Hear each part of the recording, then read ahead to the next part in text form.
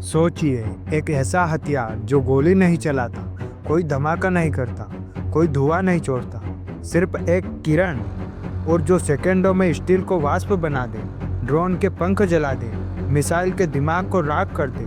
यह कोई विज्ञान कथा नहीं, यह है अपोलो 100, जो कि kilowatt high energy laser weapon system है।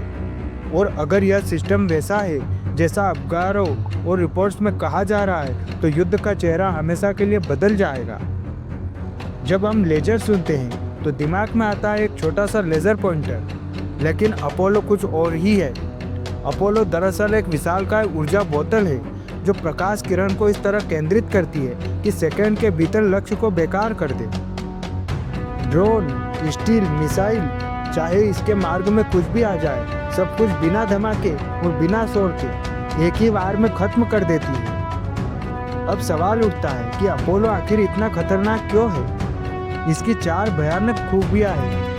पहली है गति, इसकी स्पीड। लेजर प्रकाश की गति से चलता है, मतलब जब टारगेट पर बीम फोकस होगा, दुश्मन के पास रिएक्ट करने का टाइम ही नहीं होगा। इसकी दूसरी ताकत है कम लागत। जहां पारंपरिक मिसाइल की कीमत करोड़ों होती है, एक लेजर शॉट की कीमत सिर्फ बिजली की खपत, यानी महंगे हथियारों का गेम अब बदल गया। तीसरी, असीमित मैगजीन। जब तक पावर है तब तक फायर है, रिलोड की कोई झंझट नहीं। मतलब दुश्मन के हजारों ड्रोन आए, अपोलो उन्हें एक एक करके जला देगा। चौथा होता है सटीकता। अपोलो सिर्फ टारगेट को मारता है, बगल में खड़े नागरिक या इमारतें सुरक्षित होती है, यानी कि कोलेटरल डैमेज लगभग शून्य। यही वजह है कि इसे सभ्य लेकिन घातक हथियार कहा जा रहा है। अब सवाल उठता है कि भारत इसमें कहाँ खड़ा है? भारत का DRDO दशकों से डायरेक्ट एनर्जी वेपन्स पर काम कर रहा है। पहले प्रोजेक्ट काली, फिर दुर्गा 2 और अब अपोलो।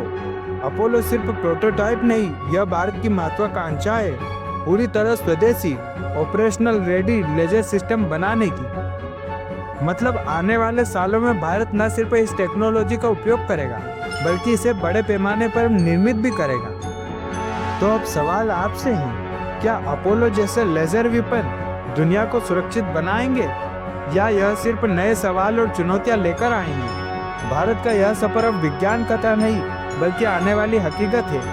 आपको क्या लगता है, क्या आने वाले युद्ध अब गोलियों और मिसाइलों से नहीं, बल्कि किरणों से लड़े जाएंगे? अपनी राय कमेंट में ज़रूर बताइए। चलिए मिलते हैं एक नए वीडियो में, तब तक के लिए जय हिंद।